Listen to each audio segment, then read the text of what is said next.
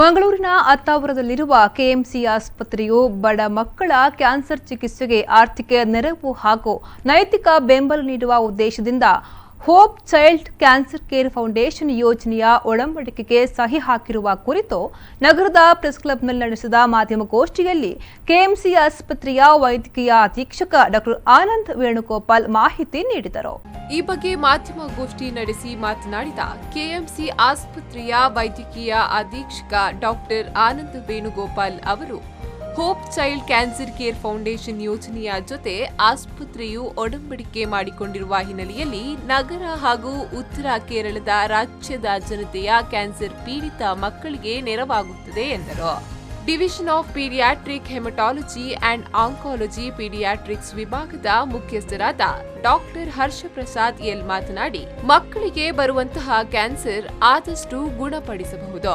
ಭಾರತದಲ್ಲಿ ಸುಮಾರು 50,000 ಕ್ಯಾನ್ಸರ್ ಪ್ರಕರಣಗಳು ಪ್ರತಿ ವರ್ಷ ಪತ್ತೆಯಾಗುತ್ತವೆ. ಅವುಗಳಲ್ಲಿ 10 ರಿಂದ 12,000 ಪ್ರಕರಣಗಳು ಚೈಲ್ಡ್ಹುಡ್ ಲುಕೇಮಿಯಾ ಎಂದು ಕರೆಯಲಾಗುತ್ತದೆ ಅಂತ ಹೇಳಿದ್ರು. That KMC Hospital Attawar, that is a constituent hospital of Manipal Academy of Higher Education, we are having with this project that the Hope Child Cancer Care Foundation, and this is basically a foundation what they are having a philanthropic attitude, and we hope that it will benefit the children who are suffering from childhood cancer. I think all of you are aware that a decade or two earlier, childhood cancer unfortunately used to be almost fatal. But nowadays, with the advancement in technology as well as the latest medicines and other things available, I am given to understand that it is almost curable.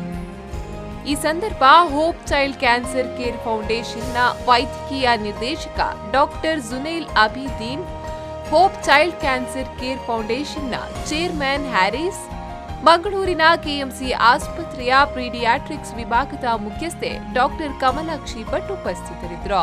ಶರತ್ ಸಾಲ್ಯಾನ್, ವಿ4 news 24/7 Mangaluru.